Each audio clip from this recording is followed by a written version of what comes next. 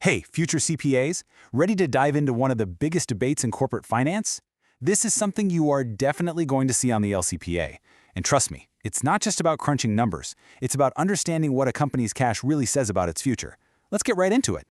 So just imagine this for a second. You're the CFO of a major company, and you just absolutely crushed it. A 1 billion peso profit. Awesome, right? But now the board is looking at you and they're asking, now what? Do you share that wealth with your investors through dividends? Or do you double down, reinvest that cash, and aim for even bigger growth down the road? That single choice, that's the heart of dividend policy. So how do we even begin to answer that billion peso question? Well, first, we have to take a little trip to a perfect world, one that was dreamed up by a couple of Nobel Prize winners. This is the clean, simple, academic theory that you have to understand before we can jump into the messiness of the real market. And here it is, the dividend irrelevance theory, from none other than Miller and Modigliani. Their big idea was kind of shocking and really simple. They argued that in a perfect world, a company's dividend policy is, well, completely irrelevant. It makes no difference. Whether they pay out cash or keep it, the company's total value stays exactly the same. Now here's the massive catch, and this is a classic LECPAC question, so you'll want to listen up. For this whole theory to work, Miller and Modigliani had to imagine a world with zero taxes, no fees for buying or selling stock, and where every single investor has the exact same information at the exact same time. Obviously, we don't live in that world, but it creates a perfect, sterile baseline for us to start from. The absolute best way to remember this theory is the pizza analogy. Seriously, think of a company's total value as the entire pizza. Paying a dividend? That's just like cutting a slice and handing it to an investor. Reinvesting the money? That's like leaving the slice in the box for later. Either way, the total amount of pizza, the company's value, hasn't changed one bit. It's just distributed differently. Okay, so if the pizza is always the same size, then why are we even talking about this? Why is it a great debate? Well, it's because we don't live in that perfect theoretical world. So now let's step out of the textbook and into the real world, where things get a lot more complicated and a lot more interesting. This is the question that basically shatters that perfect world theory. I mean, think about it. When a company announces they're increasing their dividend, what happens? The stock price usually pops.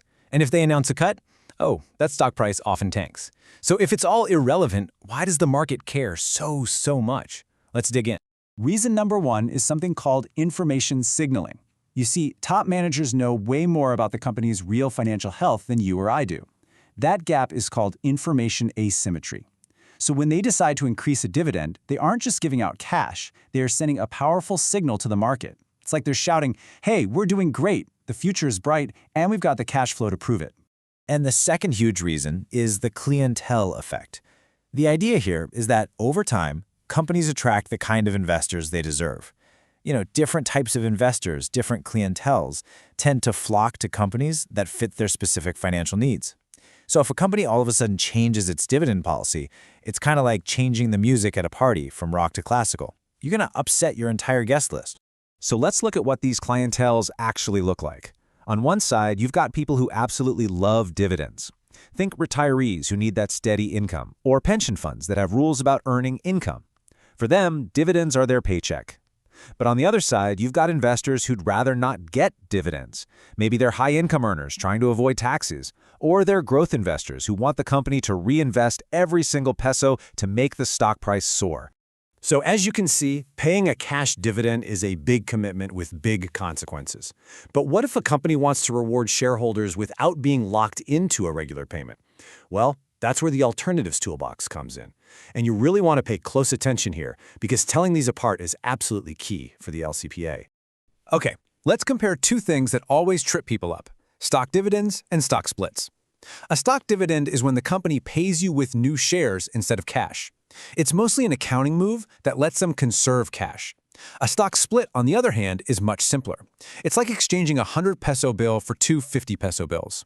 The total value you're holding is exactly the same, but the individual pieces are smaller, which can make the stock price look more affordable and attractive to smaller investors. And let's just look at the numbers here for a 2-for-1 split. Notice that the total shareholders' equity, the company's book value, is still 10 million pesos, both before and after. It didn't change. All that happened was the number of shares doubled, and the par value for each share got cut in half. The main takeaway here? No actual value was created or destroyed. For your exam, this is why a stock split often just requires a memo entry in the books. It's more of a heads up than a major financial transaction.